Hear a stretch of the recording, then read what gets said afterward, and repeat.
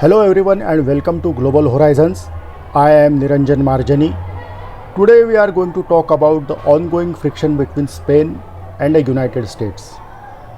At the time when the United States and Israel's war against Iran is raging on, there appears to be some resistance to this action from the United States' own allies.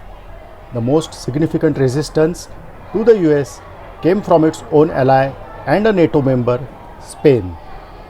Spain's president of the government, Pedro Sanchez, has criticized the action by the US and Israel against Iran.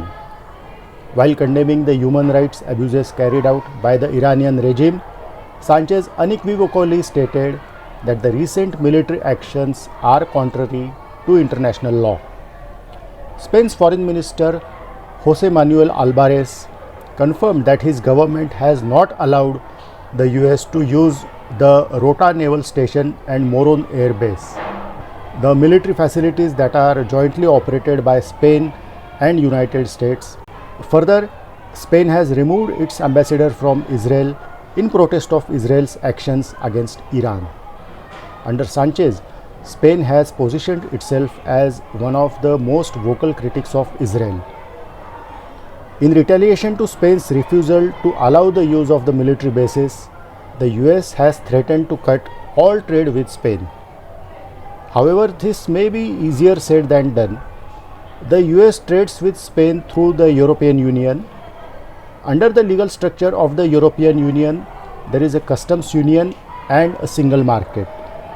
It implies that the trade of the EU members is regulated within a common framework that deals with customs, taxes, and tariffs. So it would not be easy for the US to isolate Spain. Spain's assertive stand on the war in Iran has caused a rift between Madrid and Washington. Interestingly, Spain's ties with the US were developed around military cooperation.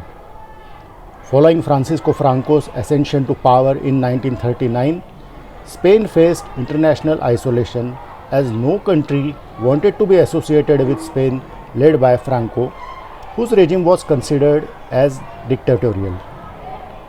It was only in 1953, through Pact of Madrid, when Washington reached out to Madrid, since the former believed that the latter could be a formidable ally against the socialist USSR.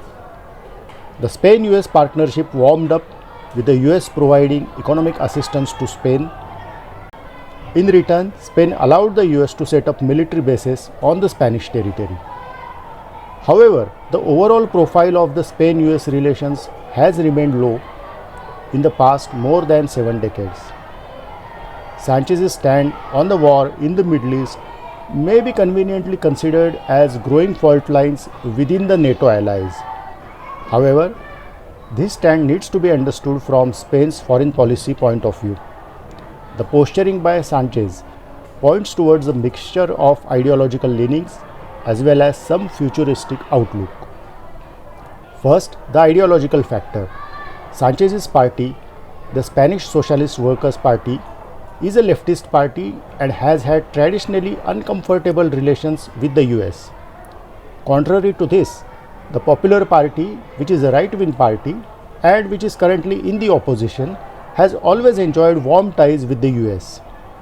A case in point here is the approaches of the two former presidents of the government, José Luis Rodríguez Zapatero of the Spanish Socialist Workers' Party, who was the president of the government from 2004 to 2011, never visited the US.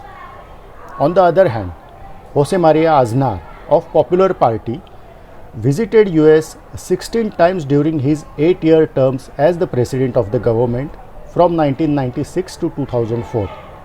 Further, Aznar had supported the US's war against Iraq in 2003. Sanchez's approach to the current war in Iran partially stems from the ideological base of his party. Second, by refusing to participate in the war or even refusing to assist Washington, Madrid is taking a stand in the debate on European security that is going on for a long time. In the recent years, particularly Donald Trump's both the terms as the US president, the ties between US and its European allies have experienced friction. There is an exacerbation in the sentiment in the European capitals that Europe should no longer be theatre of war or an instrument for the US for its hegemonic goals. For his part, Sanchez has advocated creation of a European army to reduce Europe's dependence on the US for security. Third, while the US's and Israel's war against Iran is having a destabilizing effect worldwide, Asia in particular is facing the worst consequences. Sanchez's stand against the US is a result of Spain's attempts towards increasing engagements with Asia. For decades, Spain's foreign policy was primarily focused on Europe, Africa, and Latin America. Since the last about 2.5 decades, Madrid has been making a concerted efforts to diversify its external engagements.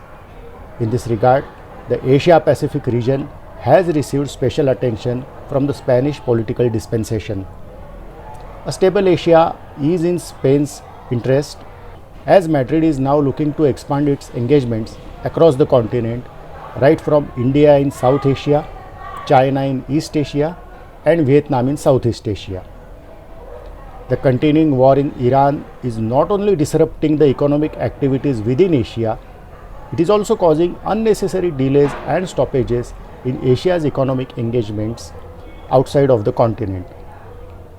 So while Spain has economic stakes in the US, a growing economic and strategic engagements with the Asian powers is also pushing Madrid to take a stand in protecting its own interest in the Asia Pacific, which has now become the economic epicenter of the world. Fourth, Spain is a strong advocate of a multilateral and rules-based order.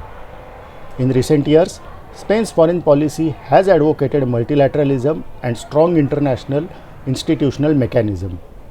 Refusal to toe the US's line is a part of Spain's endeavor to pursue its foreign policy goals and to resist the global polarization through unipolar or bipolar world order. This may be too early to say, but Spain has always given the impression of a country that punches way below its potential in the international affairs. Spain, despite being the second largest country in the European Union in terms of size and currently one of the fastest growing European economies, has always maintained a benign and somewhat reserved profile in terms of participation in the international order. However, with its assertive stand on the war in Iran, Spain seems to be looking to play a more proactive role in the global affairs. We hope you enjoyed watching this video. You can tell us what you think in the comment section below, and please subscribe to our YouTube channel. You can also follow us on various social media websites, the details of which are on your screen. Thanks for watching.